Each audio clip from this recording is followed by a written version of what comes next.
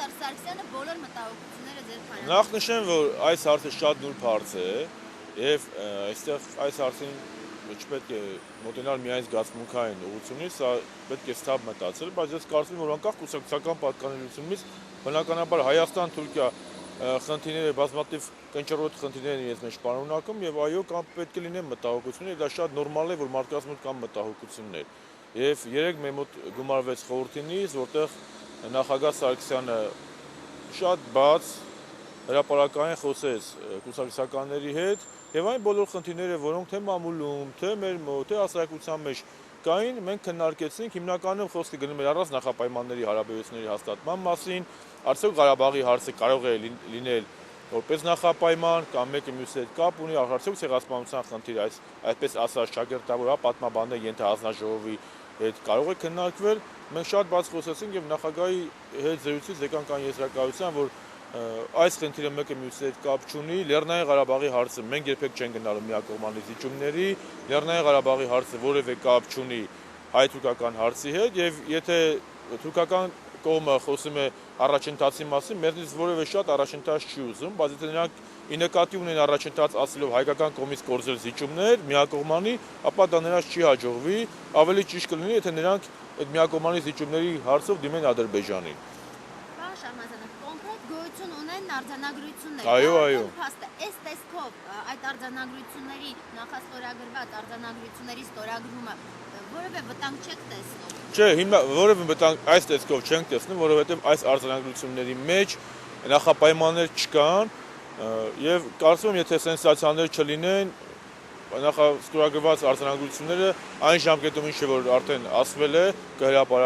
կստորագրվի։ Եթե սենսացիաներ կլինեն, այսինքն թուրքական կողմը հետ կկանի կամ որևէ պայմաններ կառաջ քաշի, հստակ հայկական կողմը իր կարծիքը ասել է, մեզ համար ցանկացած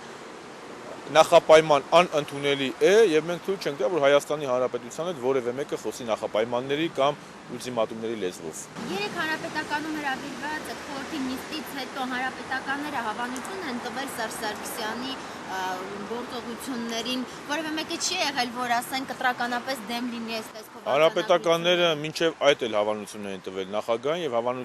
եւ նախագահին հավանություն են տվել ժողովուրդը ընտրելով հանրապետության նախագահ, նա այդ իրավունք ունի սահմանադրությամբ եւ այս խորհրդակցությունը եւ այս նիստը եւս մեկ անգամ խոսեց, որ նախագահան շատ հրապարակային է, բաց է եւ իր թիմի հետ քննարկում է կարեւորագույն խնդիրներ։ Դուք հանգիստ եք, ասենք, որ Սերժ Սարգսյանը գնում է Թուրքիա։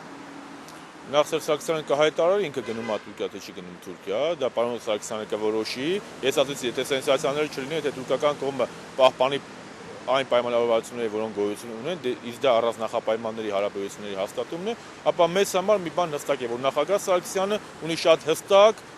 դիրքորոշում Հայաստան-Թուրքիա հարաբերությունները։ Դրանք առանց նախապայմանների հարաբերությունների հաստատումն է։ Ասեք, գնահատում դաշնակցության եւ ժառանգության հնարավոր համագործակցությունը, կարծես թե դա տեղի ունեցավ հայ-թուրքական հարաբերությունների հողի վրա, երկու այսպես կոչված ազգայնական կուսակցություններ այսօր պայքարում են մեկ այլ ազգայնականի, հանրապետականի դեմ, այդպես է դուրս գալիս։ Ես կարող եմ ասել, որ դա բացառապես դաշնակցության եւ ժառանգության մեր գործընկերների իրավունքն է եւ յուրաքանչյուր քաղաքական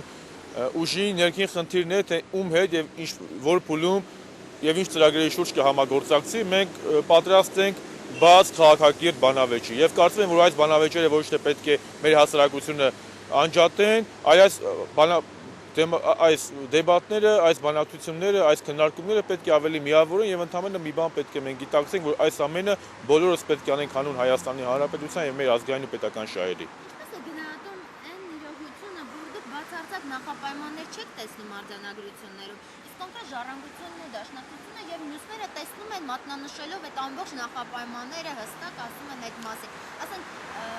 մեկը բացարձակ սպիտակ է տեսնում, մյուսը սև։ Նախ նշեմ, որ մեկը բացարձակ սպիտակ, մյուսը սև չի տեսնում, մենք հստակ մեր կարծիքները ասել ենք, թե մեր եւ թե մեր ընդդիմադիր գործընկերները,